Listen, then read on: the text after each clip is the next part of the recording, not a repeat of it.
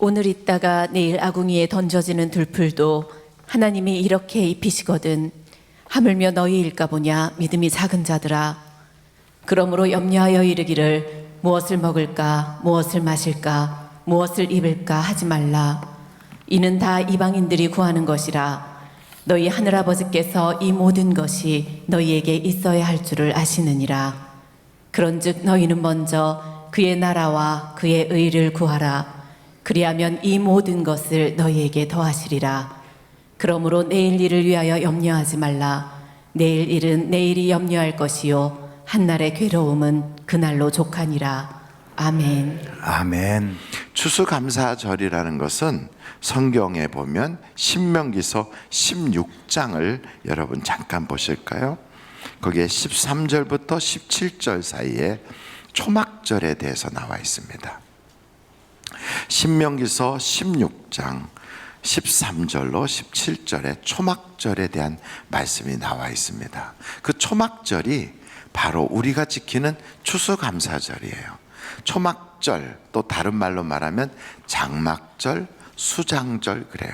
그러니까 모든 것을 다 거두어서 그 창고에 들이고 나서 광야에서 초막을 짓고 텐트를 치고 살았던 광야 생활을 기념하는 그러한 일로 유대인들은 그 일을 지키거든요. 유대인 달력으로 그게 언제냐면 7월 15일이에요. 근데 그것이 자기들 달력으로 7월이지만 자기들은 7월 1일을 첫째 달, 우리로 말하면 1월 달이라고 그렇게 말해요.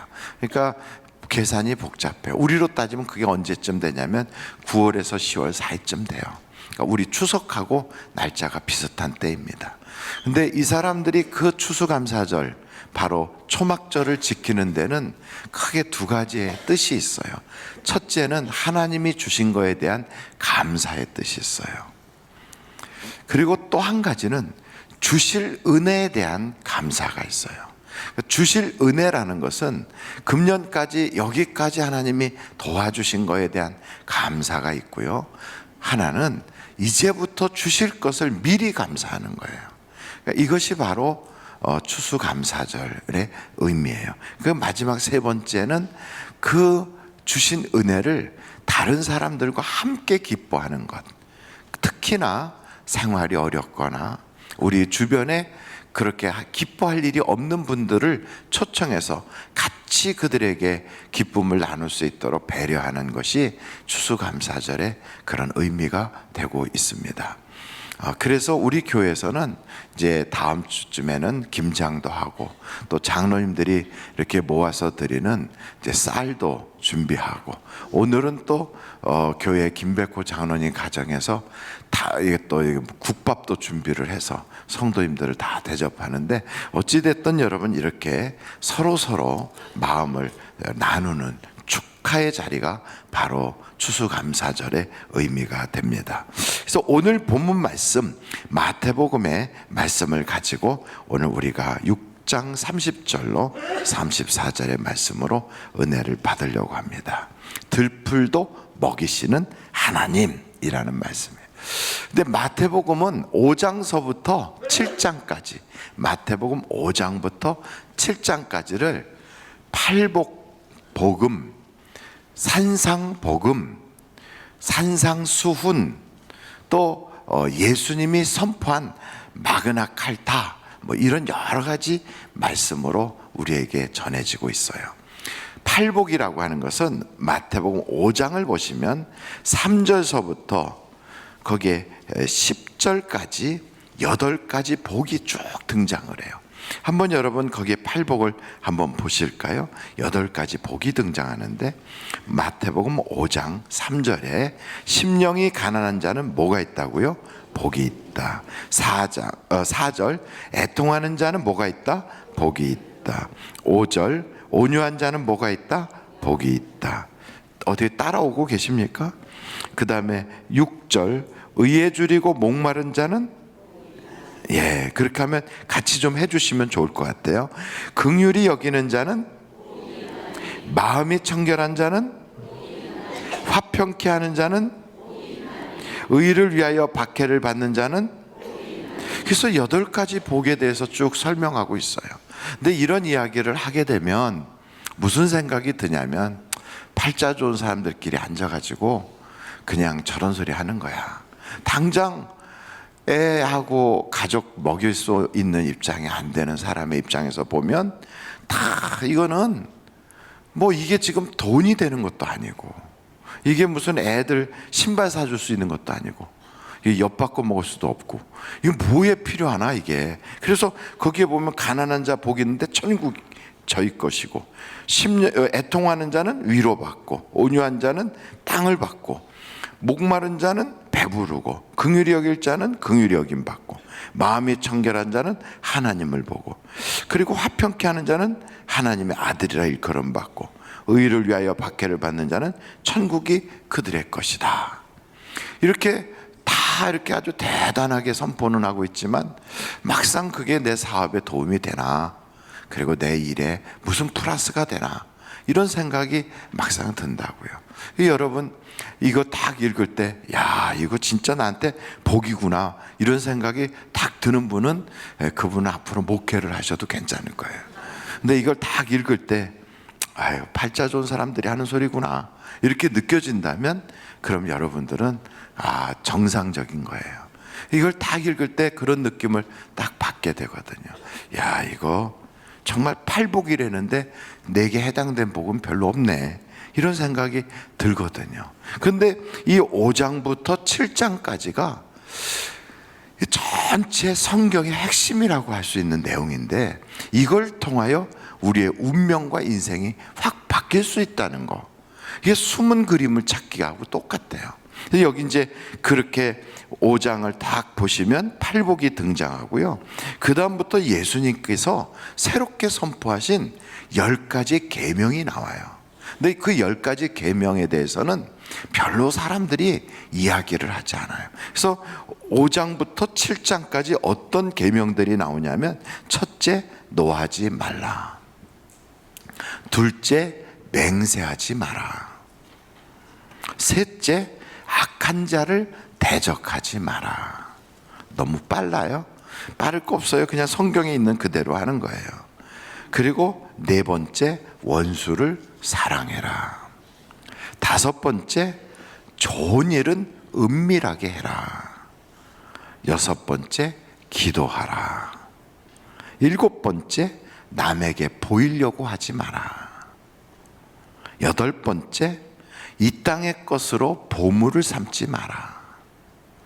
아홉 번째, 비판하지 마라. 그리고 10번째, 좁은 문으로 들어가라. 이게 예수님이 우리에게 주신 새로운 십계명이에요. 근데 이걸 구약에 나오는 십계명하고는 전혀 딴판이거든요. 이걸 하나님께서 우리에게 주신 십계명이다 이렇게 선포하진 않아요. 근데 이게 10가지 계명이거든요. 요거하고 앞에 나오는 8가지 복하고를 이게 딱 조화를 만들면 그 다음부터 인생이 굉장히 역사가 나타나요. 그렇게 됐던 실제적 인물들이 있어요. 그래서 구약에 보면 엘리야를 만났던 시돈 여자, 이방 여자잖아요.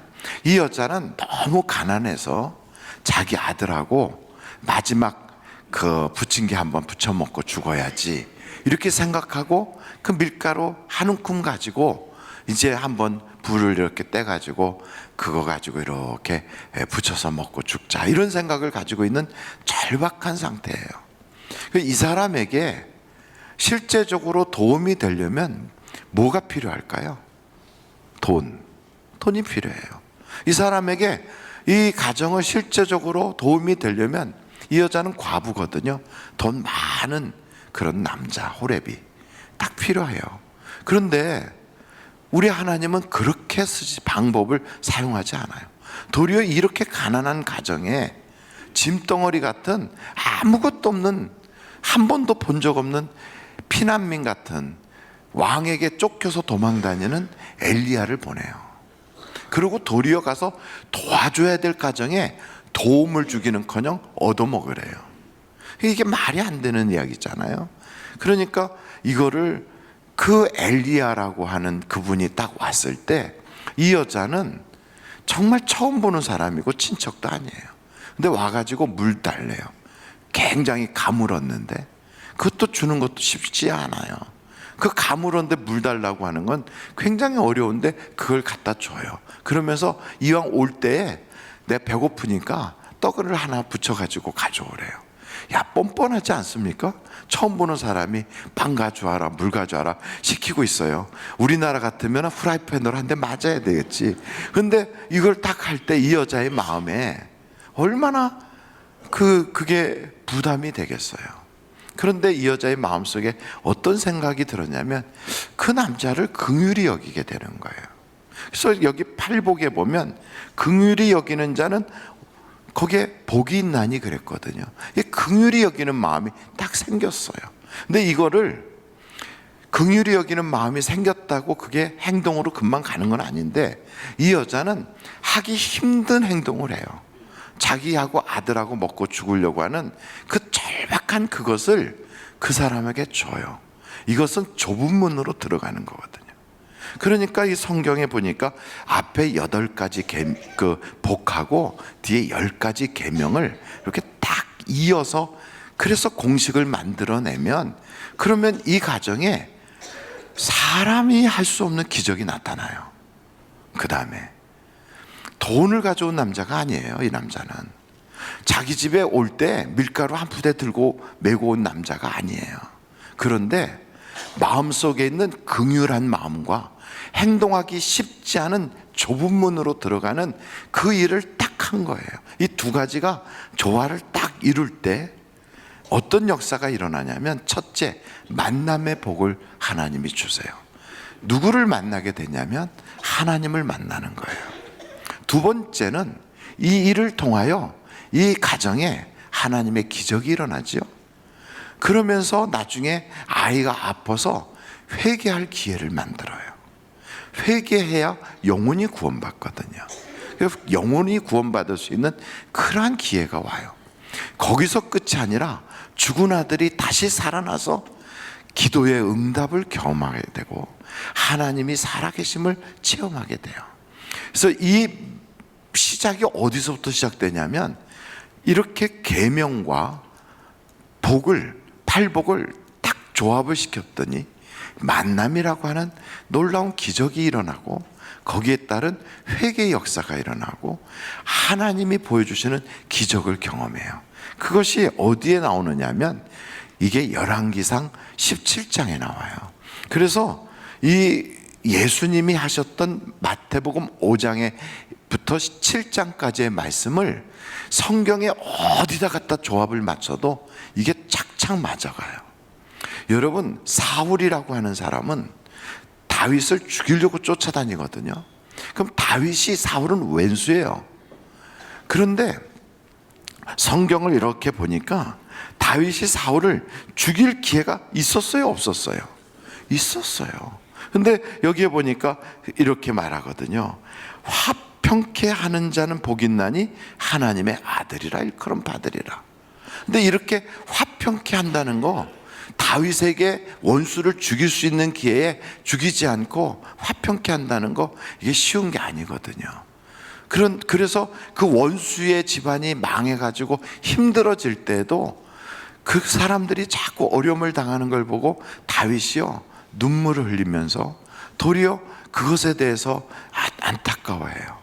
그러니까 이런 걸 보면 원수를 갚지 않고 원수를 사랑하는 거예요. 그러니까 뒤에 나오는 계명하고 앞에 나오는 그 복하고 조화를 딱 이루어요. 근데 참 특이한 거는 제가 이걸 쭉 보다가 보니까 하라는 것과 하지 말라는 게 있더라고요.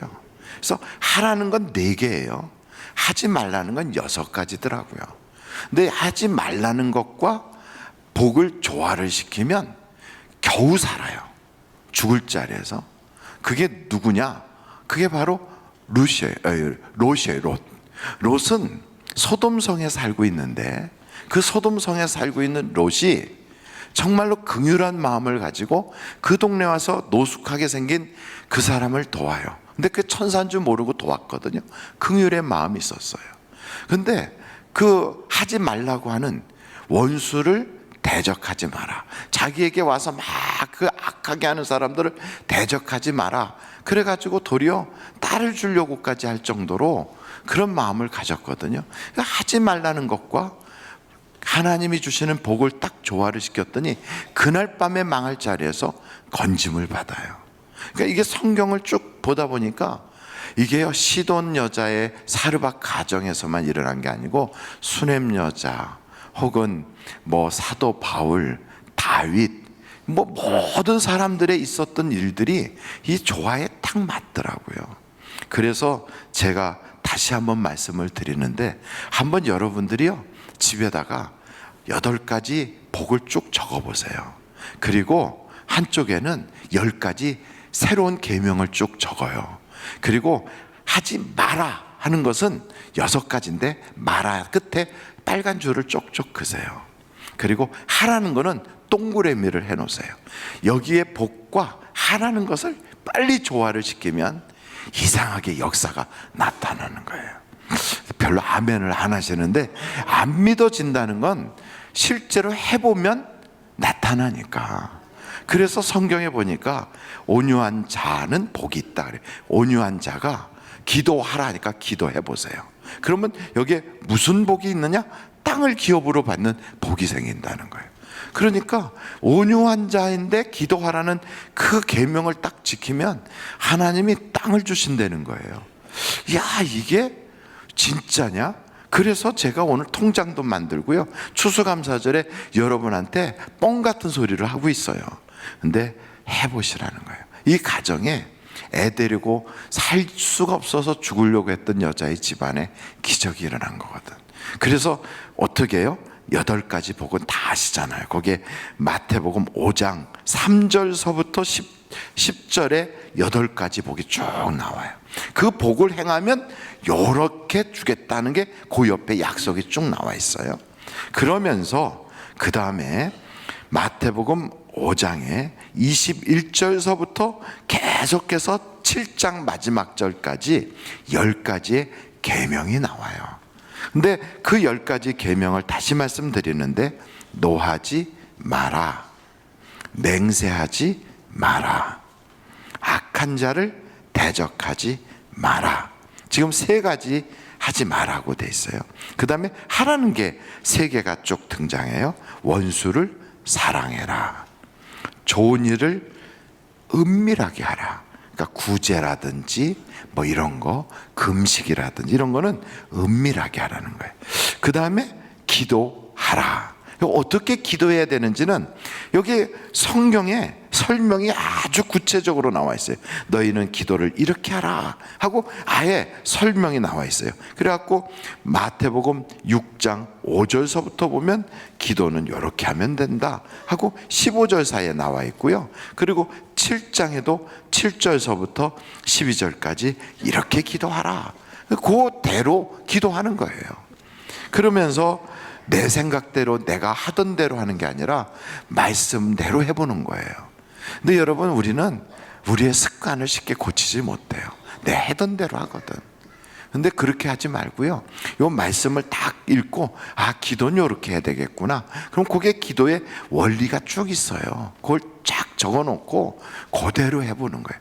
기도하면서 왼수 맺은 사람 있으면 빨리 화해하고요, 기도하면서 마음에 찝찝하게 걸리는 거 있으면 찾아가서 빨리 풀어버리고, 이런 내용들이 거기 다 나와요.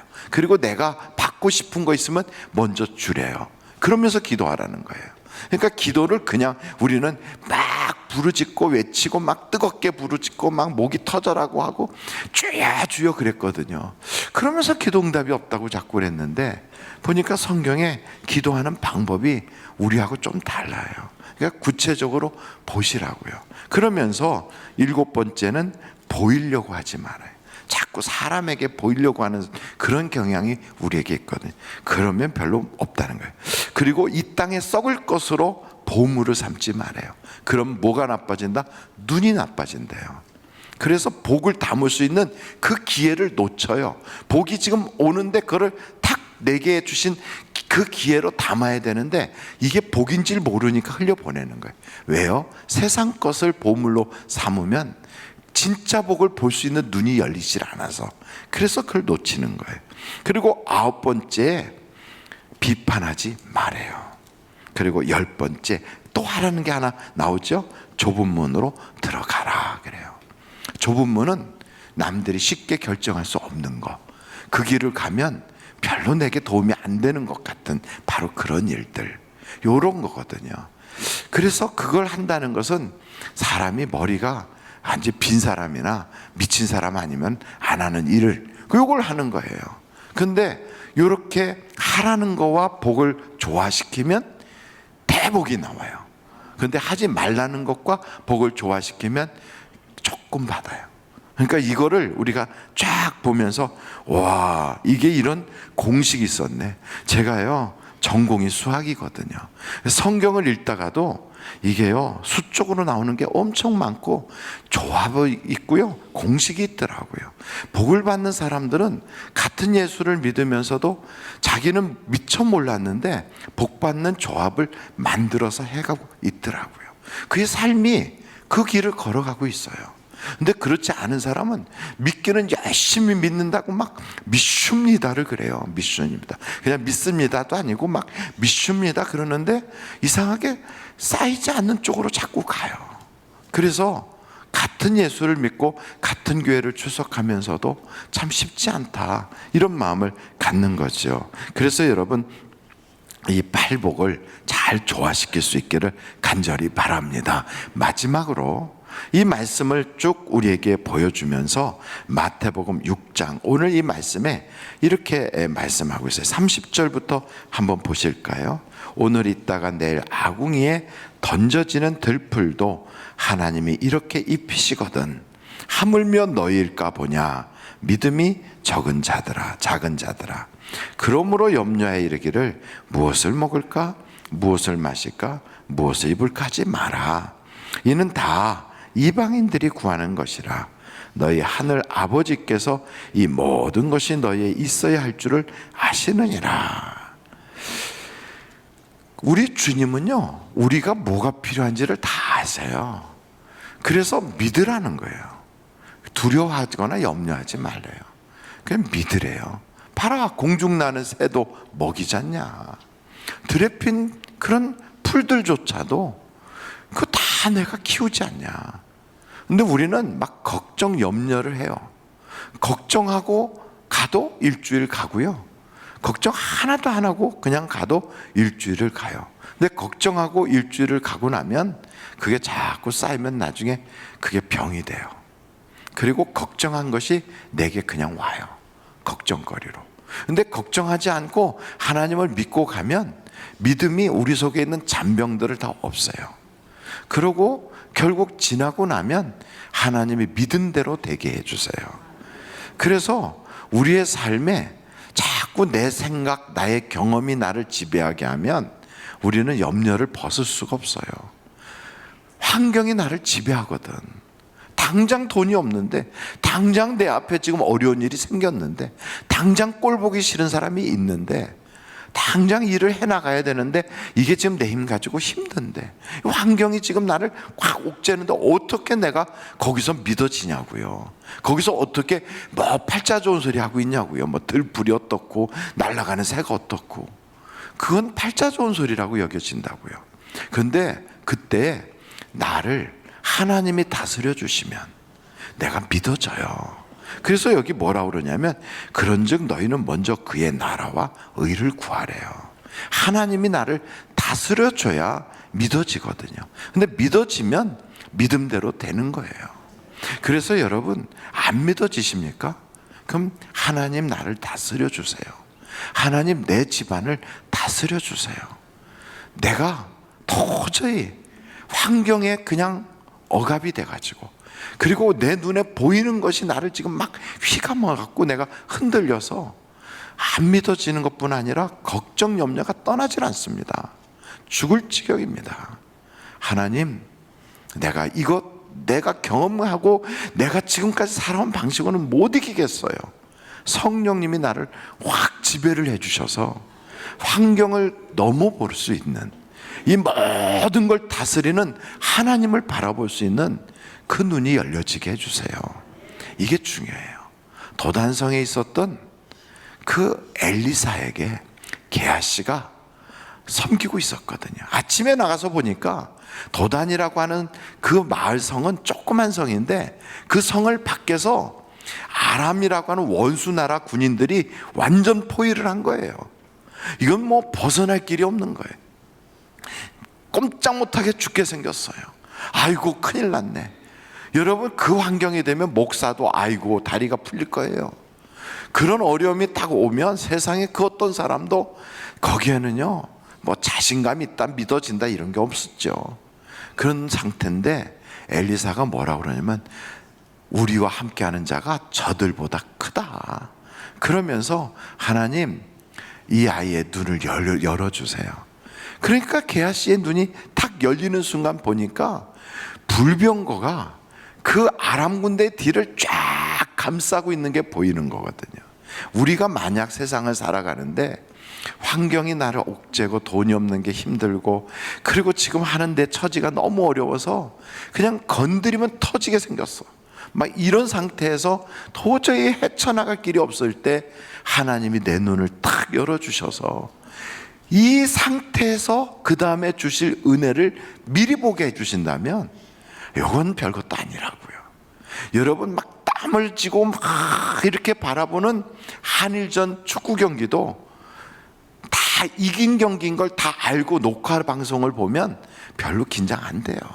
똑같은 거예요. 우리의 인생이 막 힘들어도요 다 이겼는데 뭐 하나님이 다 해결해 주셨는데 이게 딱 보여지면 마음이요 여유가 있어요. 아 저랬구나. 저기서 어떻게 우리를 건졌지? 이렇게 되는 거예요. 그래서 여러분 하나님이 우리를 다스려 주도록 그 나라를 구해야 돼요. 그 나라를. 하나님 나를 다스려 주세요. 나라가 뭔가요? 나라는 집의 구도거든요. 하나님이 왕이 되시고 그 하나님의 법이 내 가정의 법이 되고 하나님의 말씀이 나의 삶의 지침이 딱 되는, 그게 다스려지는 거거든요. 이렇게 될 때 여러분 보는 대로 살지 않고 믿음대로 살게 돼요. 의인은 믿음으로 산다고 그러잖아요. 여러분 갈렙과 여호수아는 광야에서 안 죽고 약속의 땅에 들어갔어요. 어떻게 들어갔어요? 그는 보는 대로 말하지 않아요. 믿음대로 말하거든요. 그래서 그 놀라운 믿음의 선포대로 축복을 얻는 거예요. 우리 믿음의 사람들은 이 세상을 살아갈 때 이걸 딱 조합시키면 기적이 일어난다. 그래서 하나님이 우리에게 말씀을 주셨구나. 이게 믿어져야 되겠는데, 그래서 하나님 나를 다스려 주세요. 그리고 새를 볼 때도 들풀을 볼 때도 그것 보면서 하나님의 솜씨를 보게 해주세요. 보세요, 얘네들이 뭐 그렇게 대단하게 굉장한 능력이 있다고. 저는 깜짝 놀란 게 호박이 저렇게 커진 거 있죠. 어마어마해요. 제가 태어날 때는 요따만큼도 안 된 거예요.